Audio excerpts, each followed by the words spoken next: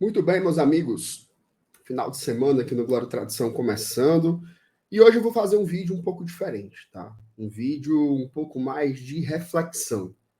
Chamar você para pensar um pouco sobre o momento do Fortaleza. Eu tenho um contato permanente, né, com a torcida do Fortaleza em todos os lugares, nos grupos, nas redes sociais. Muitas pessoas falam e eu tento observar tudo e eu vou dialogar um pouco com esse sentimento meio amargo, digamos assim, que ficou com a parte da torcida após um empate em 0-0 contra o Deportivo Maldonado lá no Uruguai. Tá? Vou falar um pouco sobre isso aqui, tentar chamar você para trocar uma ideia, tá? Trocar uma ideia comigo aqui, uma conversa franca sobre esse resultado e sobre o momento do clube, sobre a temporada de um modo geral. Lembrando que esse vídeo aqui ele existe em oferecimento da Drogaria Mendes, tá? A Drogaria Mendes é farmácia referência na cidade de Fortaleza, entrega grátis para toda a cidade, tá?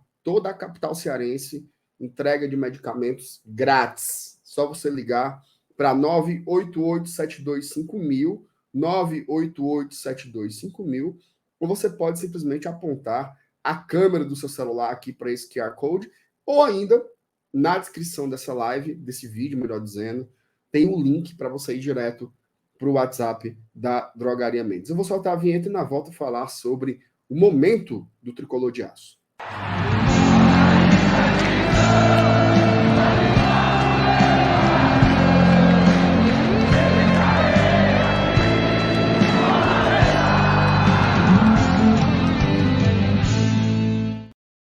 Ó, só para registrar aqui a oferta, tá? R$19,99, Testofeme. É vitamina de A a Z, tem tudo. Você que tá meio mufino, tá que nem seu Elenilson, assim, com carnaval aí meio derrubado. Vá lá na Drogaria Mendes, Testofeme por R$19,99. É um kit vitaminado, né? O Testofeme com o Centrotabs, que é específico para mulheres. Entrega grátis para toda a cidade de Fortaleza.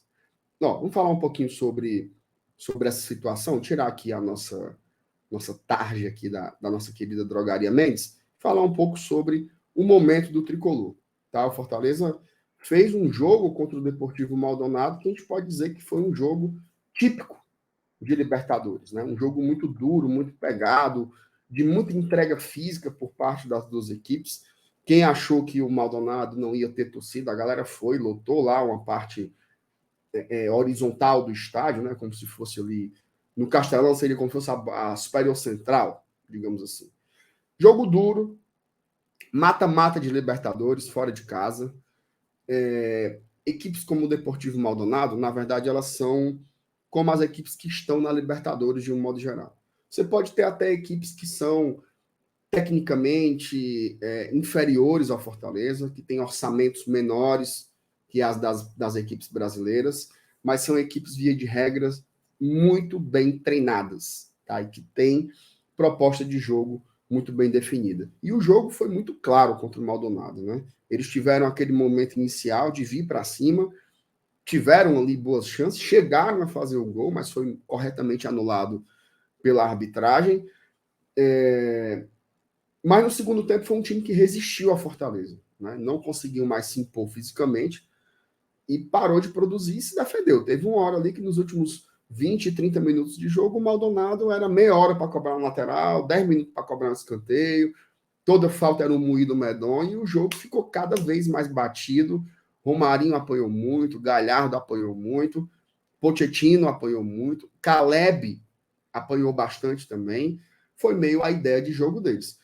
Não muito diferente do que o Estudiantes fez contra o Fortaleza no Castelão ano passado, pelas oitavas da Libertadores. O Estudiantes veio para cá, o Estudiantes só foi procurar o caminho da roça depois que tomou o primeiro gol. Aí eles vieram para o pau e conseguiram, infelizmente, empatar. Então, assim, esses jogos são muito duros, né? Não precisa nem citar, assim, veja só na Recopa aí, a diferença do Flamengo para o Independente Del Valle, assim, é uma coisa absurda, e levaram o fumo lá no Equador. No Equador, tá? Então, assim, o futebol uruguaio ele tem tradição, é óbvio que vive um momento inferior ao do Fortaleza, Mas eu acho que a gente tem que entender um pouco o momento, né? Fortaleza está na sua terceira participação em competições internacionais da história. É uma equipe que ainda vem criando casca. É a primeira vez que a gente tem tanto orçamento assim, tantas opções assim de elenco. E eu acho que isso insuflou uma expectativa, talvez, que, digamos assim, desconsidere os elementos concretos do futebol. Tá? Não tem jogo fácil em Libertadores. Você pode aplicar uma goleada no Libertadores? Claro que pode. Isso acontece. Mas isso é expectativa. A realidade é outra coisa. São equipes que são organizadas, são equipes que são bem treinadas, que jogam nos seus domínios, diante das suas torcidas, e tentam fazer o melhor jogo para eles. O jogo que o Maldonado deve fazer contra o Fortaleza na próxima quinta-feira no Castelão é um jogo com mais cara do segundo tempo. Um time bem fechado, duas linhas ali de quatro, ou até com cinco e depois quatro, como a gente viu em alguns momentos lá no Uruguai. Então, você tem que entender, né, assim, o potencial que nós temos, o que nós podemos alcançar, e a gente sabe que esse grupo ele tem muito potencial, que a gente pode realmente ir muito longe, mas entender um pouco a realidade. Né? Eu tenho 1000 exemplos para isso. Copa do Nordeste, né? Como foi duro ser campeão do Nordeste contra o Sport. Era uma equipe que estava na Série B e a gente na Série A. Não tem jogo fácil. Detalhe, o Deportivo Maldonado está fazendo provavelmente os jogos mais importantes da sua história. Tá?